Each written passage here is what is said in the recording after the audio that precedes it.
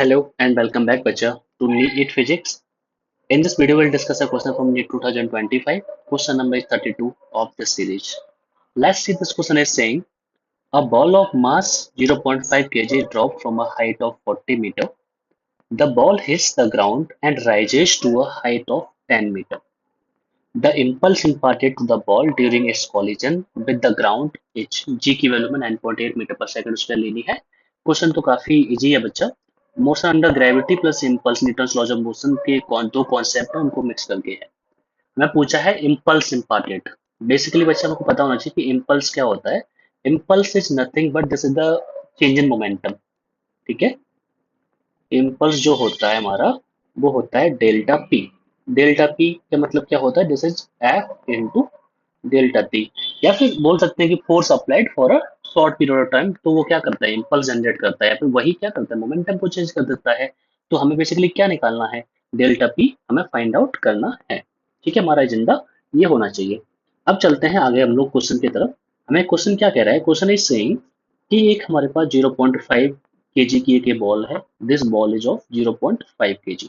ठीक है, ये जो बॉल है वो हमारे पास 0.5 kg की है।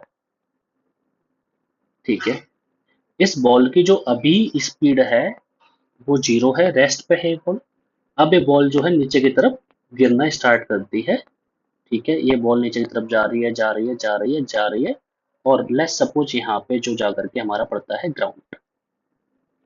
यहाँ पे जा करके हमारा पड़ता है ग्राउंड। ठीक है, इस ग्राउंड की जो डिस्टेंस है इस पॉइंट से, जो कि हमको दे रखी है 40 मीटर। हमको दे रखी है 40 मीटर। ठीक है, इस डिस्टेंस है वो हमको दे रखी है 40 मीटर की। ठीक है, अब इसमें आप देखोगे एक चीज तो ये है हमारा कि नीचे की तरफ इसमें जी अप्लाई हो रहा है। नीचे की तरफ जो इसमें अप्लाई हो रहा है वो हमारा जी अप्लाई हो रहा है, मतलब जो ग्रेविटेशनल एक्सेलरेशन होता है हमारा। स्टार्टिंग की स्पीड जीरो होने की वजह से अब ये नीचे आएगा। नीचे आते आते इसकी स्पीड यहाँ पे आते आते हमको स्पीड इसकी हो जाएगी v। तो पहले तो हमें पता होना चाहिए कि जो इसकी स्पीड v होगी वो कितनी हो जाएगी, पहले हमें वो फाइंड आउट करना पड़ेगा। ठीक है, कांस्टेंट एक्सीलरेशन जा रहा है, मोशन अंडर ग्रेविटी हो रहा है, तो we can apply the equation of motion, that is the third equation of motion, v square minus के e square equals to 2gh। We can apply this. ठीक है, वी स्क्वायर की value हमको find out करनी है। E square हमारा zero है। 2 into जी की वैल्यू हमको दे रखी है क्वेश्चन में 9.8 इंटू एस दे रखा है हमको 40। यहाँ पे 9.8 नीचे तरफ माइनस का होगा और 40 माइनस का होगा, तो माइनस माइनस दोनों हट करके प्लस हो जाएंगे। यहाँ से जब हम इसको मल्टीप्लाई करेंगे तो इट विल बी 40 इंटू 2 80 हो जाएगा। 8 इंटू 98 करोगे तो 784 होता है, और 784 वैल्यू है हमारी वी स्क्वायर की। यहाँ से जो वी है हमारा वो आ जाएगा 28 मीटर पर सेकेंड। जो v है हमारा वो 28 मीटर पर सेकेंड आ जाएगा, मतलब जो स्पीड यहाँ पे आके ये अटेन कर ले रहा है वो 28 मीटर पर सेकेंड की कर ले रहा है। ठीक है, अब बात करते हैं, यही बॉल अब वापस से ऊपर जाती है। ठीक है, यही बॉल अब वापस से ऊपर की तरफ जा रही है। जब ये जा रही है ऊपर की तरफ तो इसकी कुछ वेलोसिटी नीचे की तरफ लॉस हो गई है। लेट्स सपोज यहाँ पे जो वैल्यू हमारी बन रही है v1 से ऊपर जा रही है, तो जाते जाते जाते जाते जाते जाते इस पॉइंट पे पहुंचते पहुंचते जो इसने जो हाइट अटेन करी है वो हाइट अटेन कर पा रहा है हमारा 10 मीटर की। ये 10 मीटर की हाइट को अटेन कर पा रहा है। ठीक है, ओके। तो यहाँ से हमें पता है कि जब ये ऊपर मैक्सिमम पॉइंट पे पहुंचेगा तो उसकी जो स्पीड हो जाएगी again u equal to zero हो जाएगा। यहाँ पे आते आते हमें v1 की वैल्यू फाइंड आउट करनी पड़ेगी फिर से, है ना।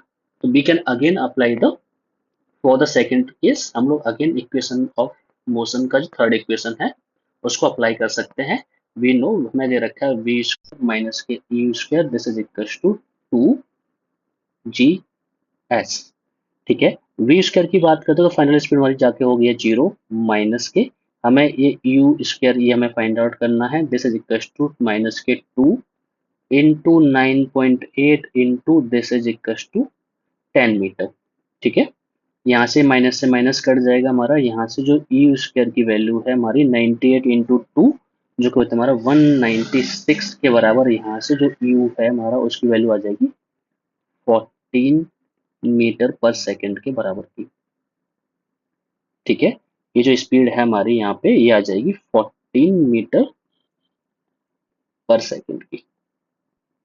ठीक है, 14 मीटर पर सेकेंड ये जो है यहाँ से ऊपर ग्राउंड से लेकर के ऊपर की तरफ ट्रेवल कर रहा है। ठीक है, अब हमें निकालना है कि उसने का जो मोमेंटम चेंज हो रहा है वो कितना चेंज हो रहा है या फिर कितना इम्पल्स कॉलिजन के ड्यूरिंग इम्पार्टेड हो रहा है। ठीक है, तो हमें क्या करना है, इम्पल्स फाइंड आउट करना है। Impulse is nothing but this is equal to change in momentum delta P, जिसका मतलब होता है हमारा पी फाइनल माइनस के पी इनिशियल।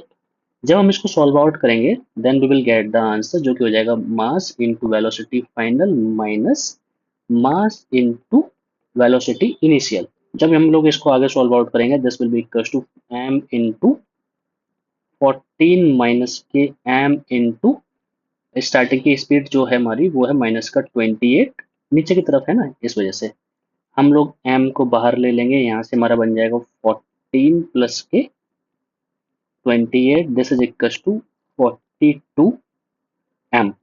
अब हमें जो m की वैल्यू दे रखी है वो हम लोग यहाँ पुट करते हैं और इम्पल्स जो है हमारा वो हम लोग कैलकुलेट कर लेते हैं। दिस इज इक्वल टू हो जाएगा 42, 0.5 को 1/2 लिख देंगे, यहाँ से जो हमारा इम्पल्स की वैल्यू है वो हमारी 21 न्यूटन सेकेंड आ जाएगी।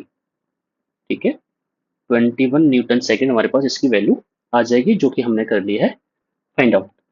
अगर हम ऑप्शंस को चेक करेंगे तो हमारा it is given in the C option, तो C is the correct answer for this question. I hope बच्चा आपको ये अच्छे से समझ में आ गया होगा इसका सॉल्यूशन। आई नो आपका आज नीट का पेपर है, today the 21 June 2026, so you have your NEET का पेपर। सो बच्चा all the very best for your NEET के एग्जाम के लिए। आपने बहुत मेहनत की है, पूरी साल आपने अच्छे से मेहनत की है। I know God is looking everything बच्चा for you, he is waiting to give you the best result. ठीक है, तो आपने मेहनत की है, आपको आपका बेस्ट रिजल्ट मिलेगा। जाइए अच्छे दिमाग से ठंडे दिमाग से पेपर को दीजिए, ट्राई आउट करिए कि मैक्सिमम पेपर आप लोग अटेंड कर पाएँ बिना किसी हड़बड़ाहट के। बेसिकली आपको जो है एक बात ध्यान में रखनी है बच्चा, टाइम के ऊपर ध्यान रखना है कि सिली मिस्टेक्स आप ज़्यादा ना कर पाओ। ठीक है, टाइम आपका एग्जैक्ट अपना रहे, ऐसा ना हो पेपर आपका छूट जाए। ठीक है, सिली मिस्टेक बहुत कम करना, ट्राई टू मैक्सिमाइज बच्चा है ना, ट्राई टू मैक्सिमाइज अटेम्प्ट। ठीक है, आपको आपका ऑर्डर तो पता ही है, आपको सबसे पहले बायो अटेम्प्ट करनी है, फिर आपको कैम अटेम्प्ट करनी है, फिर आपको फिजिक्स अटेम्प्ट करनी है। मैं I am the teacher of physics, so I am telling you the physics का किस अकॉर्डिंग आप अटेम्प्ट करोगे। फिजिक्स की जो स्टार्टिंग है बच्चा, अगर आप बोलो तो मैं आप इस वाले पार्ट को हटा करके आपको एक बार अच्छे से समझा सकता हूँ।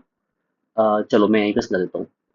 आपको हमेशा फिजिक्स में क्या करना है बच्चा, एंड का 1 आवर अप्रोक्स आपको पूरा रखना ही है। ठीक है, इतना आप 1 आवर तो आपका होना ही चाहिए फिजिक्स सेक्शन के लिए।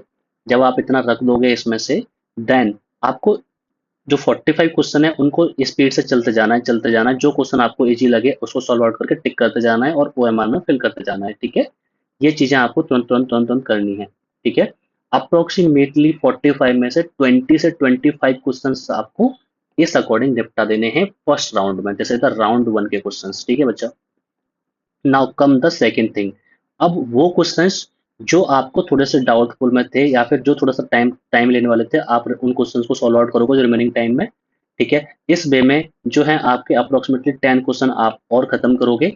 आपके जो बचेंगे 10 क्वेश्चन, उनमें से फिर आपको देखना है बच्चा कि क्या कर सकते हो क्या नहीं कर सकते हो। एट लीस्ट आपको जो क्वेश्चन का अटेम्प्ट होना चाहिए वो 35 से लेकर के 40 क्वेश्चन तो आपको फिजिक्स में अटेम्प्ट हो ही जाए। ठीक है, अगर आपका इतना हो जाएगा तो यू कैन एक्सेप्ट कि आपका स्कोर अच्छा रहेगा।